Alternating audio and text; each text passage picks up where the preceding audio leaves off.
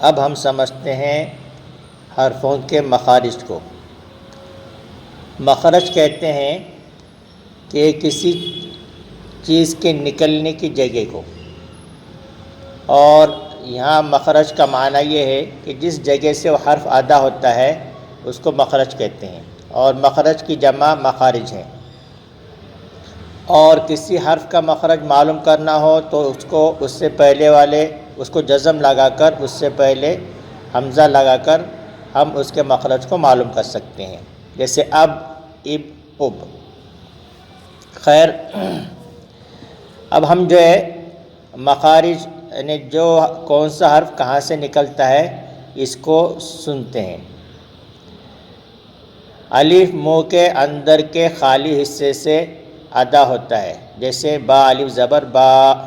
دیکھو یہاں ایک بات خیال رکھنے کی ہے کہ جو ہم الف با تا سا پڑھتے ہیں، اس میں جو شروع میں سب سے پہلے جو الف ہے وہ الف صرف جو ہے حرف مد کے لیے استعمال ہوتا ہے۔ اگر اس پر زبر، زیر پیش، جزم وغیرہ کچھ بھی آ جائے تو وہ الف شمار نہیں ہوتا بلکہ حمزہ شمار ہوتا ہے، اور حمزہ کی اور الف کی آواز ایک ہی ہوتی ہے۔ یعنی عام طور پر لوگ الف جس کو جو کھڑا لکھا ہوا رہتا ہے اس کو الف کہتے ہیں، اور جو آڑا لکھا ہوتا ہے عین کی طرح سے تو اس کو حمزہ کہتے ہیں۔ لیکن الف اس جگہ پر استعمال ہوتا ہے جہاں حرف مد بنتا ہے، جیسے با الف زبر با، تا الف زبر تا۔ باقی اس کے علاوہ جہاں کہیں بھی الف پر حرکت آ جائے تو اس کو الف نہیں بلکہ حمزہ کہا جاتا ہے۔ تو الف کا جو مخرج ہے منہ کے اندر کے خالی حصے سے ادا ہوتا ہے، اور با دونوں ہونٹوں کے گیلے حصے سے ادا ہوتا ہے، اور تا، دال، طا زبان کی نوک اور اوپر کے سامنے کے دو دانتوں کی جڑ سے ادا ہوتا ہے، اور جیم، شین، یا زبان کی بیچ اور اس کے مقابل اوپر کے تالو سے ادا ہوتا ہے۔ حمزہ ہا حلق یعنی گلے کے سینے کی طرف والے حصے سے ادا ہوتا ہے۔ عین ہا حلق یعنی گلے کے درمیانی حصے سے ادا ہوتا ہے۔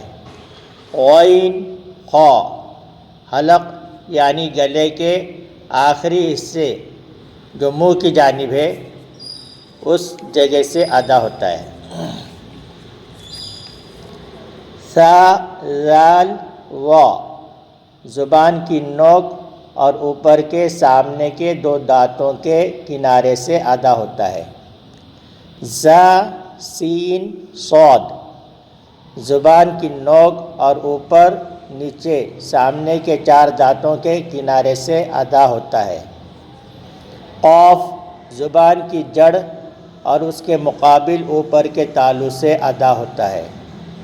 کاف زبان کی جڑ کی ابتدا اور اس کے مقابل اوپر کے تالو یعنی قاف کے مخرج سے ذرا سا منہ کی طرف ہٹ کر نرمی سے ادا ہوتا ہے۔ فا نیچے کے ہونٹ کے گیلے حصے اور اوپر کے دو دانتوں کے کنارے سے ادا ہوتا ہے۔ ضاد زبان کی کروٹ اوپر کے بائیں طرف کی ڈاڑوں سے اکثر ادا ہوتا ہے۔ را زبان کے کنارے اور اوپر کے سامنے کے چار دانتوں کے مسوڑوں سے ادا ہوتا ہے۔ لام زبان کی نوک اور اوپر کے سامنے کے چار دانتوں کے مسوڑوں سے ادا ہوتا ہے۔ میم دونوں ہونٹوں کے خشک حصے سے ادا ہوتا ہے۔ نون زبان کی نوک اور اوپر کے سامنے کے ایک نوکیلے دانت سے لے کر دوسرے نوکیلے دانت کے مسوڑے سے ادا ہوتا ہے۔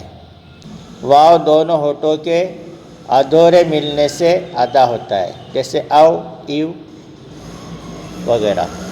یہ مخارج ہیں کہ جس جگہ سے جو حرف ادا ہوتا ہے اگر ہم اسی جگہ سے اس حرف کو ادا کریں گے تو انشاءاللہ ہماری ادائیگی صحیح ہوگی۔ اور عربی پڑھنے میں ادائیگی کا صحیح ہونا بہت ہی ضروری ہے۔